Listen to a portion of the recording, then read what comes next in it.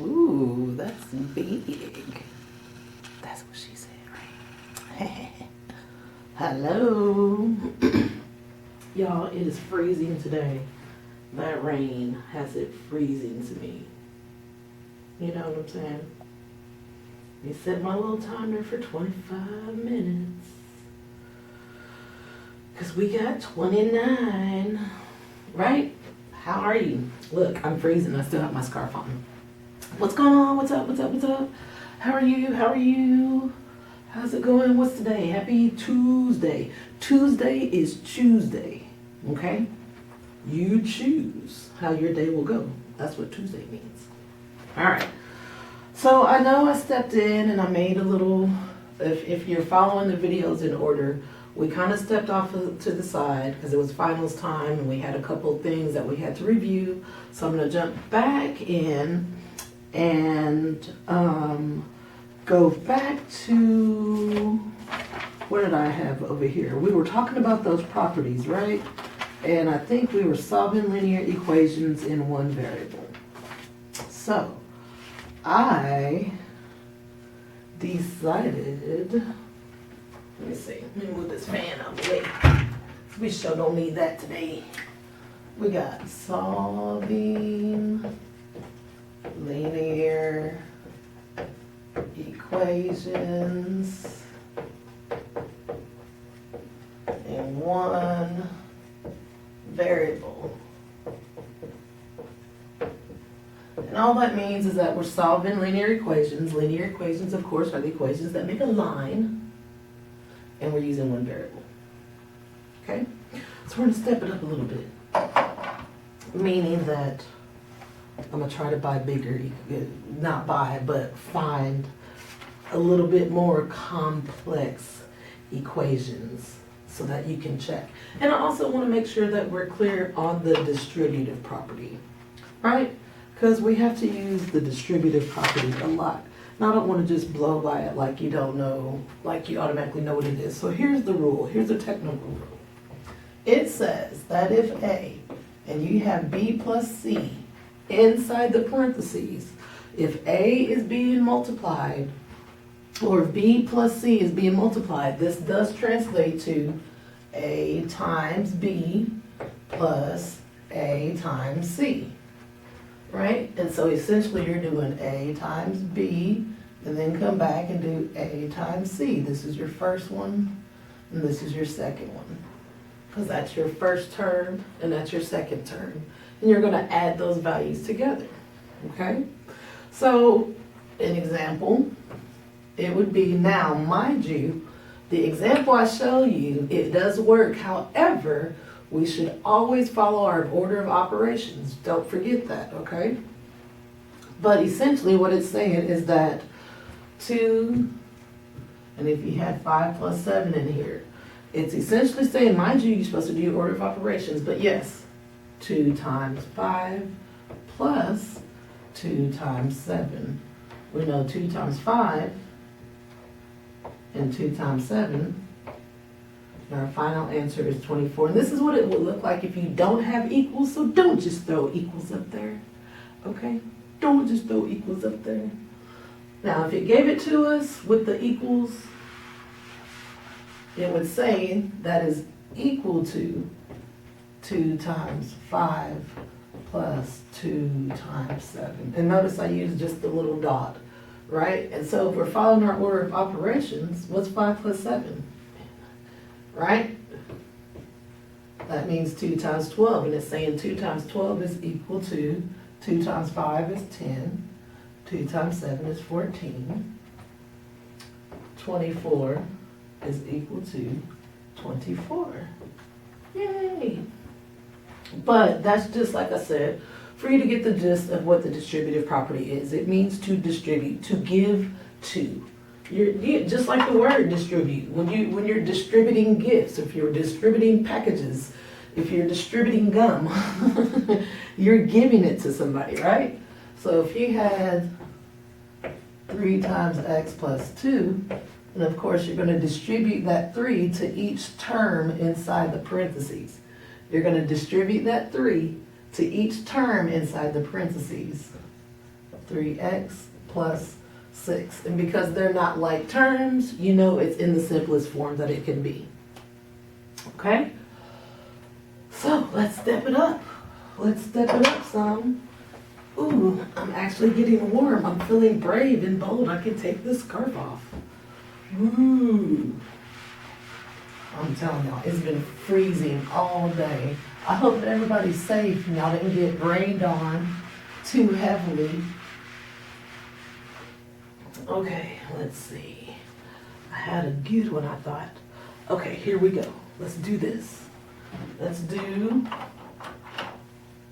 We're gonna go 4 open parentheses. That's what that's called. 4 open parentheses, 3x minus 2, close parentheses, right, is equal to 38. You're like, what? Wait a minute. Minus 2 times open parentheses, 2x minus 1, close parentheses. So, I know you're like, wait, we weren't doing problems like this, but it's okay, because rules don't change. Ever, ever, ever, ever, ever, forever, ever, forever, ever, ever. So we're going to do the same thing. We're going to do 4 times the first term. And maybe some of you want to see it, so let me draw my colors. Let me get my colors. This one's number 1. And then this one's number 2. And don't forget, this is a negative 2, right? So 4 times 3x, 4 times 3, 4, 8. And 4 times negative 2. Bring down our equals. Our 38, nothing's happening to it. And then here we have a negative 2.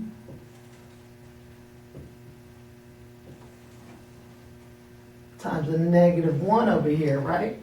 So negative 2 times positive 2x. And a negative 2 times a negative 1. What's a negative times a negative?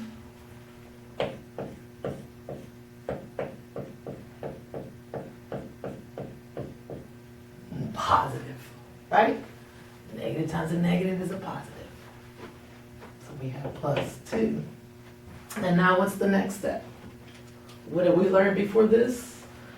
We talked about step 2.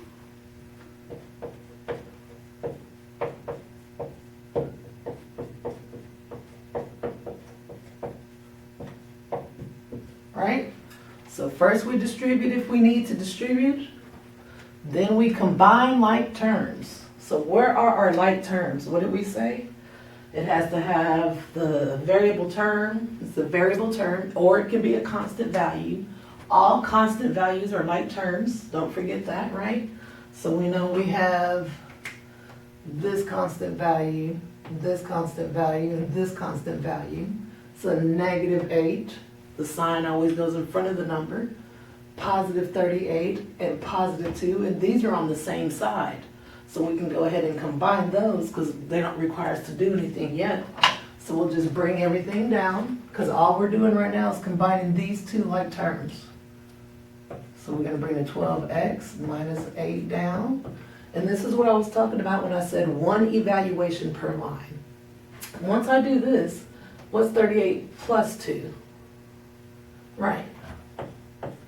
40 minus 4x. So I brought everything down. Now I don't even have to look up over here. I don't have to look at these anymore. Because now I'm right here. Now I'm going to go from right here. Okay?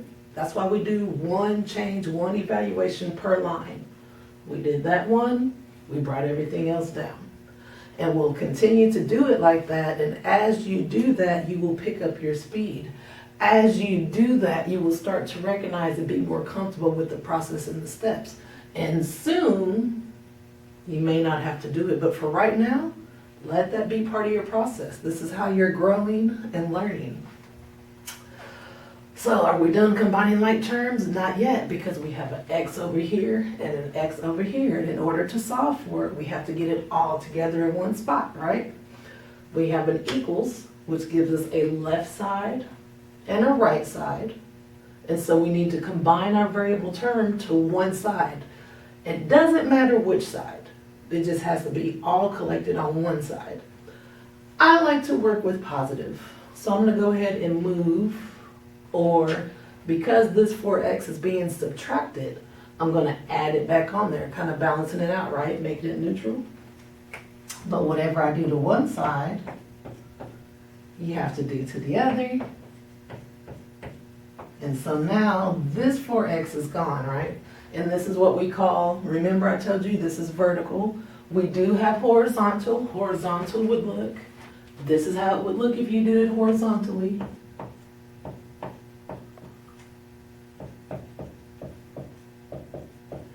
You would probably come over and add your 4x.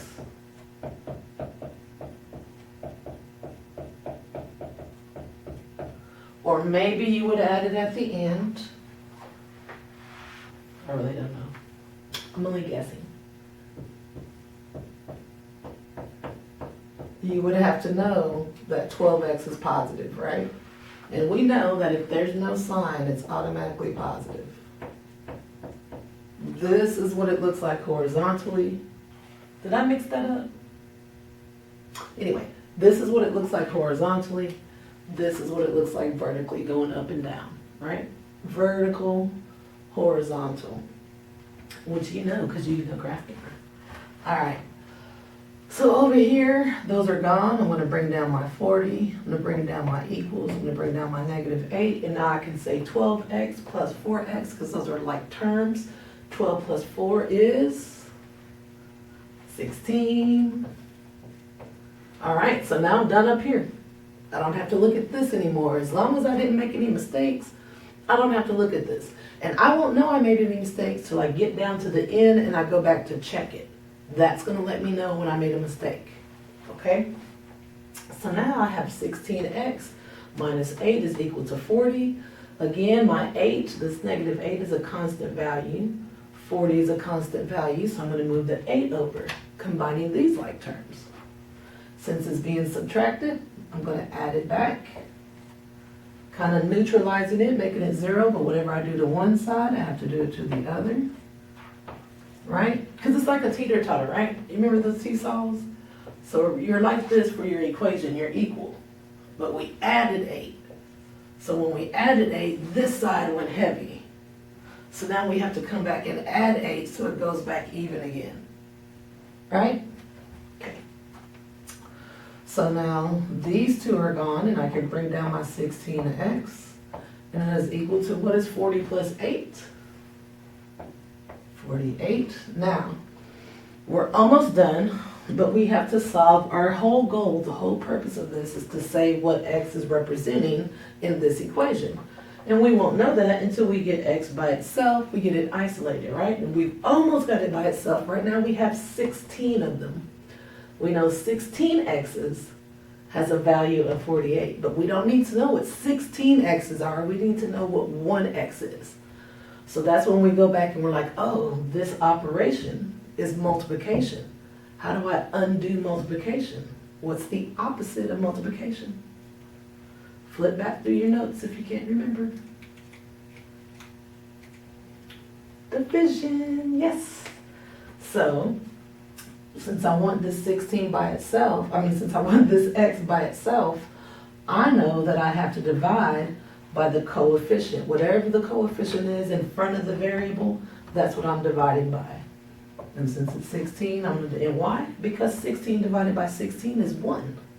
And I don't need to know how many 16 x's are. I only need to know how many 1x is, right? So, but whatever I do to one side, I have to do it to the other. So we get a value that says x is how many times does 16 go into 48? Anybody know? Does it go evenly into 48? Anybody know? Add it up. 16 and 16 is 32. Yes. So x is equal to 3. Now again, so our first step was to combine like terms, right? Well, our first step was to distribute.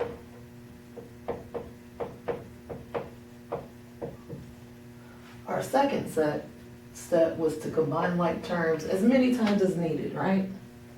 Then our third step, after we combine like terms, because remember we combined like terms here, we combined our variable term here. Then we combined our constant values here. So we're still combining like terms. Then we get down to have the variable on one side and the constant value on the other. Right? So we need variable on one side, and we need constant on the other.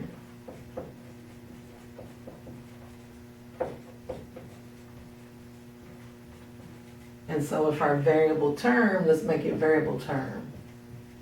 We need our variable term on one side and our constant value on the other. That way we know that we're ready to solve for our variable. We said the value of x was 3, and we always go back way to the original equation and take what we got. Because if x is 3, then that means right here, that's 3. And right here, that's 3. And so we're going to check it. And again, you can always make a 100 because you can always check it no matter what level of math you're in. I'm not saying it's not messy. I'm not saying sometimes it can be, it can't be a little tedious or something, because all of that is true. But if it's worth it to you to make sure that you understand what you're doing and you got it right, then check it. Go to the original equation. And we'll say 4, and we have open parentheses 3, and I'm going to put my answer. Remember that parentheses have a lot of jobs, right? So they are grouping symbols. They also represent multiplication.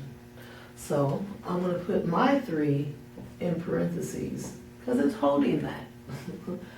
This is this 3, and then this 3 in parentheses is that 3. Okay? Minus 2 is equal to 38 minus 2 times 2. Here's that 3, right? Minus 1, close parentheses. So again, now I must do order of operations, right? You've got to do order of operations. You guys, let me see if I can think of this real quick. 7 times 7 minus 7 plus 7. Order of operations, right? Parentheses means all grouping symbols, not just parentheses. What are your grouping symbols? You have parentheses as grouping symbols, right? We went over this. Brackets, square roots, absolute value bars, fraction bars, right? All of these are grouping symbols. Then exponents. We don't have any exponents. Multiplication and division, and I underlined this like that because it's done in order left to right. It doesn't mean we step up and do the multiplication first. It means that we do multiplication or division, whichever comes first, because they are inverse. Because those two operations are inverse, it doesn't matter which one we do first. So that's why we do the one that comes first, right? I mean, because it does matter. But what I'm saying is between the two, they're interchangeable, but it's whoever comes first because that's how it's read. This is read 7 times 7 minus 7 divided by 7 plus 7. And so when I get a little bit more bolder, or when I figure out how I'm going to do it, I'll do the word problems and we'll talk about how to read it. But for right now, and then you have your addition and subtraction, which are all also inverse operations, right? So whichever comes first in the sentence. So technically here, following our order of operations, we do the multiplication first, which is 49. That's these two. It bring down minus 7 divided by 7 plus 7. And then what do we have to do? Division. So this is negative 7 divided by 7. 49. What is negative 7 divided by 7? What's that? What is negative divided by a positive? Negative divided by a positive is a negative. So these two become -1 and do +7. And now, addition and subtraction are the only operations left, so we read it left to right, just like you read a book. That's how you read math. You always go left to right. So we're going to go 49 minus 1. What is that? 48 plus 7. And what is 48 plus 7? 55. Okay? So, just a little reminder about the order of operations. So over here, we have to do our order of operations first, which means we have 4 open parentheses, and again, that's why we do 1 evaluation per line, so we don't allow ourselves to get confused and mixed up. 3 times 3, 9, I bring down my -2, I bring down everything else, -2, 2 times 3, right? And now this is multiplication, but I have addition and subtraction to do. This is inside the parentheses. When you're looking at parentheses, you're like, is it holding something or is there work to do inside my parentheses? When there's work to do inside your parentheses, you know that work comes first, right? So 9 minus 2 is what? Is equal to 38. And 6 minus 1? Okay. Now what operations do we have left?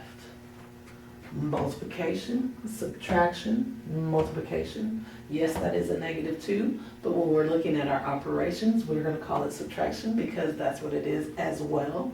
You have 3 names. You can wear 5 outfits in the same day.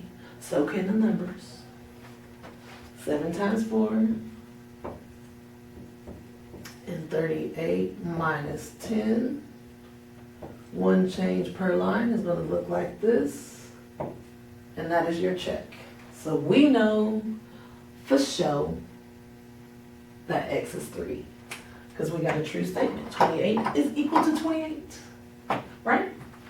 That was man, that was a quick 25 minutes, wasn't it? Let me see if I can bust one more out. Let's see. Can I do one more? Can I find one? Ooh, that's messy. I got some messy ones for y'all. I got some messy ones for you. Oh, what will we put as our final step? So first we distributed. Number 2, we combine like terms all the way down. Number 3, we get the variable term on one side. We're going to call this, where we say get variable term. This is going to be called isolate variable term, because that's what you're doing. You're isolate. Isolate means put by itself. Isolate variable term is step 3. And step 4, pretty much, solve. Step 5, check. That's it. So we'll step it up. We'll get some more interesting equations for you. I'll have to remind myself. Unless you have one that you're working on that you just can't seem to get right because somehow you keep mixing it up, throw it up in the chat and it'll be on it. We'll feature it on the next video. Okay? All right. I can't believe that whole 25 minutes went up that fast, right? So, but it is what it is. Let me know if you have any questions. I was going to erase it, but I'll just leave it sitting there. And you can stop it when you need to, right? All right. Next time, I'll see y'all. Thank you. Oh, hey, I have new friends. Thank you guys. Thank you all. Thanks for all following. I really appreciate it. And I really hope this helps. So again, that's why I encourage you, if you have any questions, let me know. Right now, I'm just going to kind of go through the courses I used to teach. You know, I taught down the DMAT, and I taught beginning and intermediate through college algebra. So, and like I said, I know no matter the math, it's these concepts that we always forget. So get real good at these, and that's gonna make you successful in any math course pretty much, because rules never change, right? Okay, anyway, I wanted to make sure I said thanks. Thank you. See y'all next time.